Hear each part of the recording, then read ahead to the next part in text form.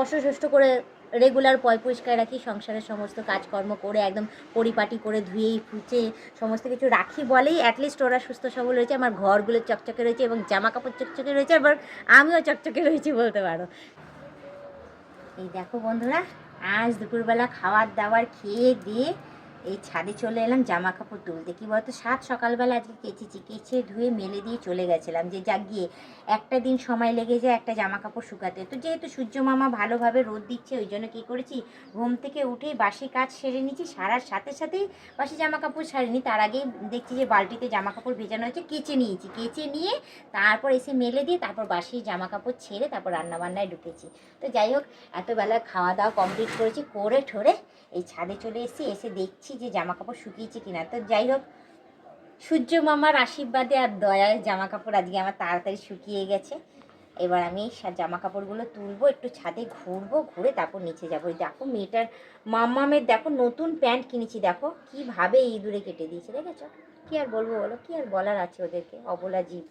তো যাই হোক, এই জামা কাপড়গুলো সব শুকিয়ে গেছে, সব একে একে জামা কাপড়গুলো আমি তুলে নিই, ঠিক আছে? তুলে নিয়ে তারপর নিচে যাব। বেশ ভালোই লাগছে ছাদে এসে, কারণ নিচের ঘরগুলো যা ঠান্ডা হয়ে রয়েছে না, মানে নিচে থাকাই যাচ্ছে না, কি আর বলবো তোমাদেরকে। যার জন্য কী করেছি, খাওয়া দাওয়া কমপ্লিট করেই চলে এসেছি ছাদে, যে অ্যাটলিস্ট ছাদটা তো একটু গরম লাগবে, কিন্তু ছাদটা একটু গরম গরম ভাব রয়েছে, অসুবিধা নেই। হ্যাঁ, তার সাথে কী বলতো, মাঝে সাঝে যখন একটু হাওয়া দিচ্ছে না, হাওয়াতে না সত্যি কনকনে ভাব, ঠান্ডা লাগছে। আর আমার না ফুল হাতা নাইটিও নেই যে আমি পরে থাকবো বা কিছু, গরম জামা কাপড় আছে, বাট এখন খেয়ে দিয়ে উঠেছি তো আর ইচ্ছা করে না গো সবসময় সোয়েটার গায়ে দিয়ে থাকতে, কেমন যেন হাত পাগুলো কুটকুট কুটকুট করে। তো যাই হোক, হ্যাঁ এদিকে জামাটা ঠান্ডা হয়ে গেছে, শুকিয়ে গেছে। তো যাক গিয়ে ভালোই হয়েছে, সমস্ত জামা কাপড় আমার শুকিয়ে গেছে। এই সোয়েটারটা শুকিয়েছে নাকি, এই সোয়েটারটা শুকায়নি গো। তো যাই হোক, এটা আমি এখন তুলে দিই, তুলে ওইখানটাতে মেলে দিই, কারণ কালকে সকালবেলা যখন রোদটা উঠবে সবার ফার্স্টে এইদিকেই আসবে রোদটা, তো এপাশ করে মেলে দিয়ে একটুখানি লাগবে, যখন আবার আমি সকালে সমস্ত কাজকর্ম সেরে ছাদে আসবো জামা কাপড় মেলতে, কারণ আমার তো রোজই কাচা থাকে তোমরা জানোই। হ্যাঁ, রোজ না কাচলে আমার আর ভালো লাগে না। হ্যাঁ, তো যাই হোক, তখন এসে না হয় মেলে দিয়ে যাবো, নাহলে তোমার দাদা যখন আসবে ছাদে বলবো যে নিজের সোয়েটারটা একটু মেলে দিও কষ্ট করে। ও তো করে না আমি জানি, কিন্তু কিছু করার নেই গো, একটু বলতেই হবে, না বলে সোয়েটারটা তাহলে আর শুকাবে না। তো চলো, অনেকগুলো জামা কাপড় কেচেছিলাম, কন্টিনিউ আমার কাঁচা ধোয়া রয়েছে। আর শীতকালে কী বলতো, এত তেল মাখা হয় না, এত ক্রিম মাখা হয় যে প্রচণ্ড জামা কাপড় নোংরা হচ্ছে, জানো তো? তোমরাই বলো, তোমরাও তো মাখছো, তোমরাই বলো তোমাদের জামা কাপড় নোংরা হয় কি হয় না? অনেক হয় তো। তাহলে কাচতে গেলেও না মানে এত কষ্ট হয় যে কী বলবো, সকাল সকাল ঠান্ডা জল না ধরতেই পারি না, একদম হাত হাত পুরো অবশ হয়ে যায়, কিন্তু কিছু করার নেই, সংসারের কাজ তো আমাকে করতেই হবে, কাচা ধোয়া, রান্না করা, বাসন মাজা, ঘর পোছা, সব যাবতীয়।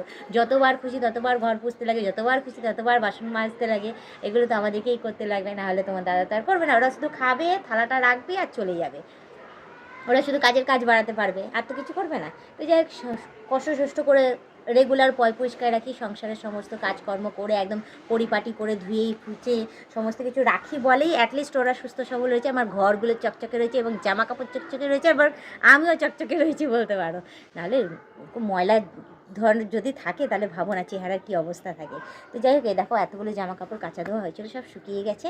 এবার আমি নিচে চলে যাবো। তো এই বিকেলটা দেখায়, দেখো বিকেলবেলা কি সুন্দর হালকা হালকা ঠান্ডা ঠান্ডা হাওয়া দিচ্ছে, কি দারুণ ওয়েদার। আরও শীতটা চলে গেছিলো কিছু দিনের জন্য, আবার রিটার্ন আসছে, কারণ সামনে পুজো, ওই জন্যই। আর আমাদের আম গাছটায় দেখো ভর্তি, একদম মুকুল ভর্তি হয়েছে, আস্তে আস্তে বেশ বড়ো হচ্ছে, বেশ দারুণ লাগছেও।